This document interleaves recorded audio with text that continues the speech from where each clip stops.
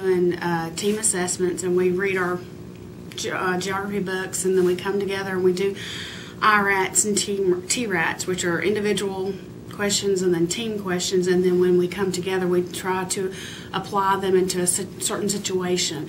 We recently done some stuff on globalization and population, and how it affects certain areas, and climate, the differences in climates and how that affects the world. Okay. So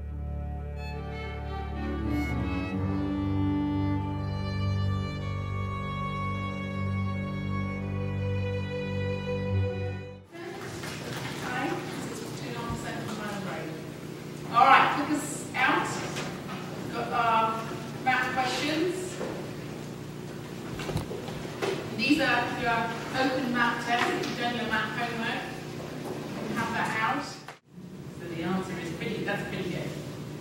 So 89% you got that right.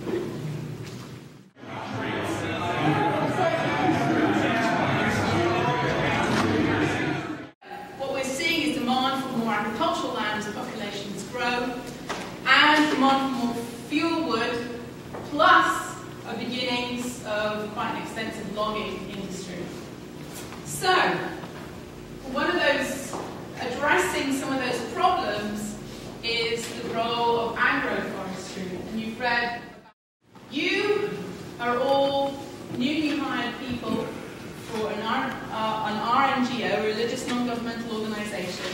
You're working for the board who are looking at microcredit as a great possibility for funneling the funds that they have. And you have to make a recommendation to the governing board about whether you think they should really jump whole hog into it, or whether they should be thoughtful about some of the implications.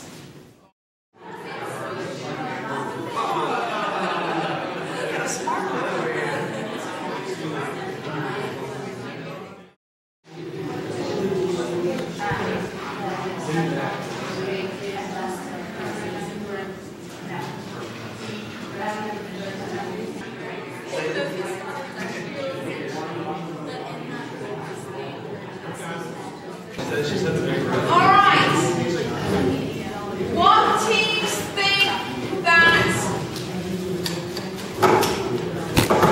their NGO board should go with microcredit financing? 1, 2, 3. Alright, so we got a bit of a split in the class, which is great. Alright, Peruvians, where are you?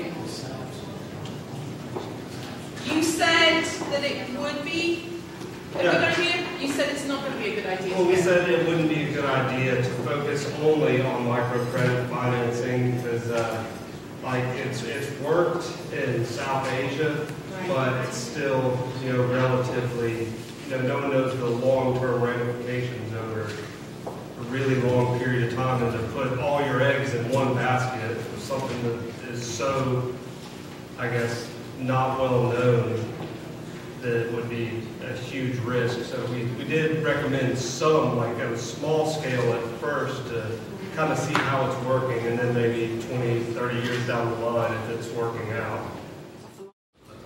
What are some of the problems with transferring a theory or a practice in South Asia to sub-Saharan Africa? what have you learned from the class as far as writing in the classroom goes? Well, I guess I could say she's actually helped us to learn how to cite stuff better. Instead of we do a lot of summary, but we also, people tend to plagiarize a lot, and so we can't plagiarize at all. We have to read it, comprehend it, kind of put it in our own words or how we understand it. So I guess citing people's work, she's a stickler for no plagiarism, and you give credit where credit is due, and so I guess I've gotten a lot better at that. Not that I've ever plagiarized before, but I understand. With it being writing is, you just can't naturally just write so well. You have to. You may start out being okay, but the more you write, the better you get at it, and the more you have someone teaching you and showing you the proper ways, you get better. People tend to write the way they talk. and it's when you talk, it's more casual, and it's like, oh, that's like you're talking to your friend. This is not educational. So, it just the more you do stuff the way that it's supposed to be, the better you get at it. But there